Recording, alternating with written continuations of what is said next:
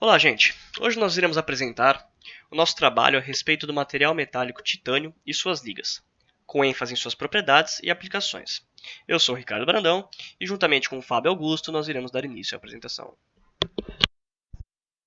Bom, falando um pouco sobre a história, temos que o titânio foi descoberto em Cornualha por William Justin Gregor em 1791, ao realizar experiências do tratamento da eumenita com ácido sulfúrico e o ácido clorídrico concentrado.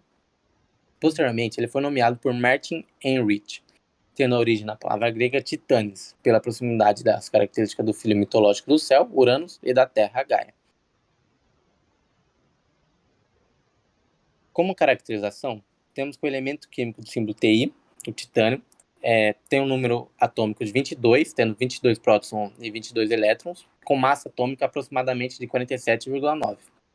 Olhando aqui no gráfico, temos que na temperatura ambiente, o titânio é encontrado na fase alfa, com estrutura cristalina do tipo hexagonal compacta.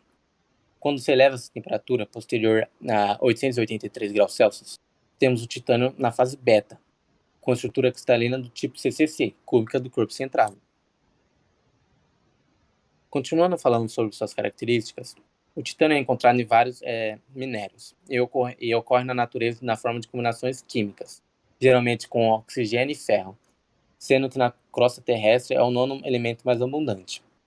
Os principais minérios são o rutilo e a ilmenita, sendo encontrados em quase todos os tipos de rochas, solos e corpos de água, sendo a ilmenita o minério mais abundante. O metal produzido comercialmente é extraído desses dois tipos de minerais e é fabricado pelo processo do Hunter ou pelo processo Crowe, que é mais economicamente atrativo. Só um adendo, um estudo na Força Aérea dos Estados Unidos, conduzido em 1946, concluiu que as ligas à base de titânio eram materiais de engenharia de grande importância potencialmente. Tanto que, posteriormente, durante a Guerra Fria, criou-se o projeto do Blackbird, esse avião preto que é constituído de 93% de titânio. Agora falando um pouco sobre a metalurgia extrativa, temos que a extração do titânio é obtida com base em depósitos primários e secundários. Onde o primeiro tipo temos como características a ganga geralmente constituída por magnetita, hematita, quartzo e inclusive a ilmenita e o rotílio. Ele é iniciado com os processos de britagem e moagem. O minério é beneficiado por separação gravítica da ilmenita de acordo com as suas características eletrostáticas, magnéticas e gravitacionais. Já o segundo tipo, temos que os minerais ocorrem na forma de placers, que são basicamente areia de praia, encontradas nas praias ou nas proximidades delas. Podem conter simultaneamente os minerais ilmenita e rutílio, além dos outros minerais de interesse econômico. Ela é encontrada na forma de areia, não necessitando da etapa de comunição, que seria a britagem e a moagem, né? E favorecem a concentração gravítica, desde que a granulometria dos minerais do titânio esteja na faixa de 1,5 e 0,074 milímetros. Aqui podemos ver um fluxograma, né, do processo de separação gravítica, onde os materiais são separados de acordo com suas propriedades. Continuando falando sobre a metalurgia, temos que a preparação do titânio puro é difícil devido à sua reatividade. Ele não pode ser obtido pelo método comum de redução do óxido, como o carbono, porque o carboneto muito estável é prontamente produzido, como nos processos siderúrgicos, por exemplo, né? Esse metal é bastante reativo com oxigênio e nitrogênio em temperaturas elevadas. Dados esses fatores, processos especiais que após 1950 mudaram o titânio de uma curiosidade de laboratório para um importante metal estrutural produzido comercialmente. Daí temos a introdução ao processo Crowe. Mas o que seria esse processo Crowe? Bom, vamos estar introduzindo agora para vocês o processo Crowe, que é o seguinte: um dos minérios, como a ilmenita ou o rutilo, ele é tratado em forno com o carbono, coque, né, o carvão coque, e cloro para produzir o tetracloreto de titânio. Aqui então é destilado fracionalmente para eliminar as impurezas como o cloreto férrico. O tetracloreto de titânio então é reduzido com o magnésio fundido a cerca de 800 graus e uma atmosfera de argônio, E o titânio metálico é produzido com uma massa esponjosa, na qual o excesso de magnésio e cloreto de magnésio pode ser removido por volatilização a cerca de 1000 graus. A esponja, então, né, ela é fundida em uma atmosfera de argônio também, ou hélio, com um forno de arco elétrico que é fundido em lingotes, né, ele é transformado em lingotes. Esses lingotes eles vão ser desmoldados, né, retiradas as laterais, que são partes impuras do lingote, triturados, prensados em cilindros, cortados e soldados manualmente e submetidos ao processo de forno VAR. Né?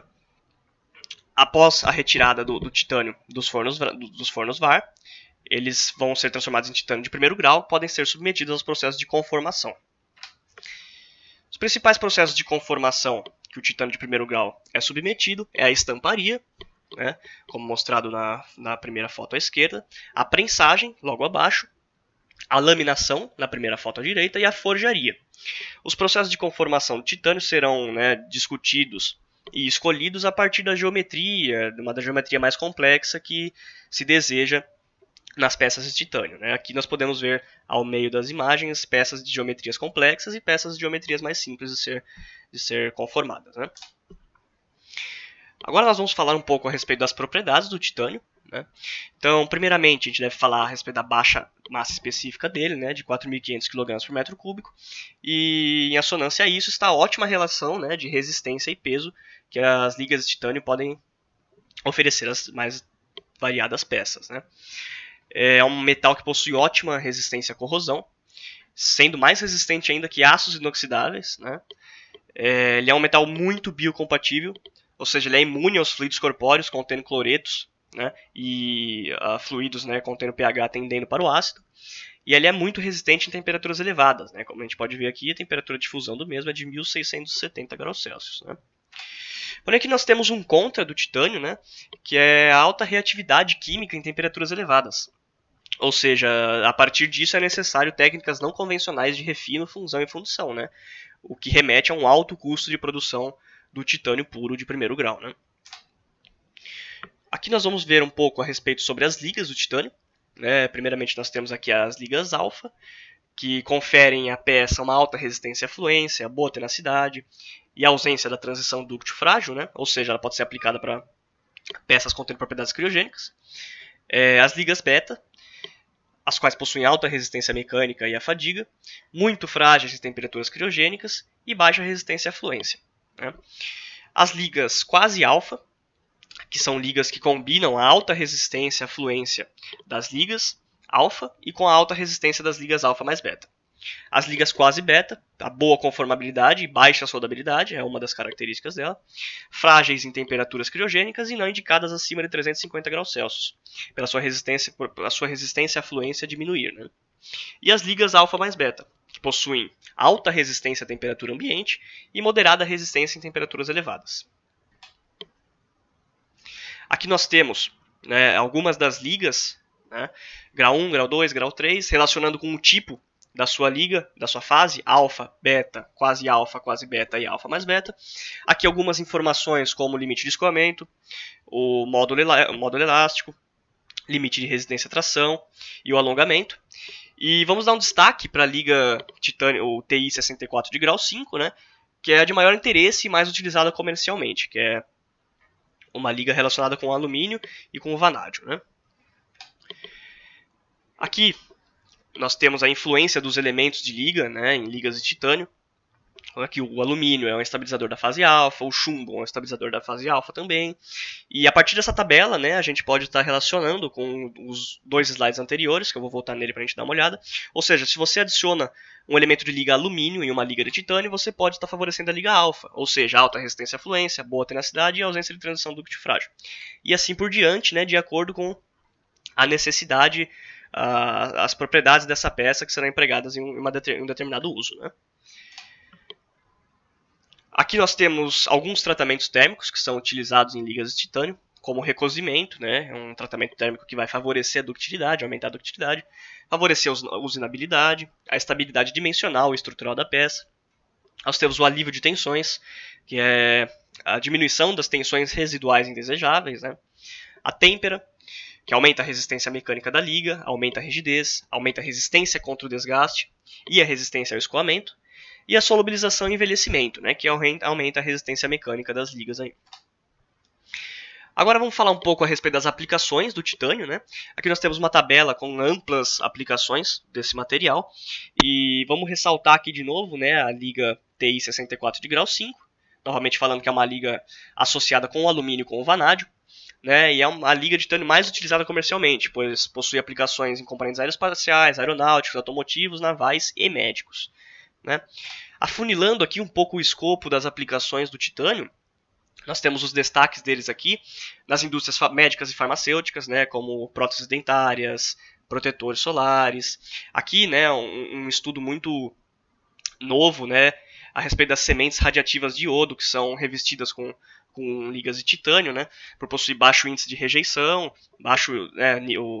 baixa corrosão do metal, né. Aqui ao lado, as indústrias automobilística, aeronáutica e aeroespacial, ou seja, peças para motores, foguetes e aeronaves, peças para motor, né. Aqui também nós temos mais duas aplicações, né, as principais aplicações em tintas, pelo óxido de titânio, né, apresenta esse branco lustroso do rutilo, né, que é o óxido de titânio, para esmaltes plásticos, e aqui em joalherias, né, pela baixa corrosão que esse metal sofre, né, e esse lustroso, né, bonito que confere as peças das joalherias, né. Aqui nós temos as referências que foram utilizadas para a produção do projeto. E é isso, pessoal. Gostaria de agradecer pela sua atenção e tenham um bom dia.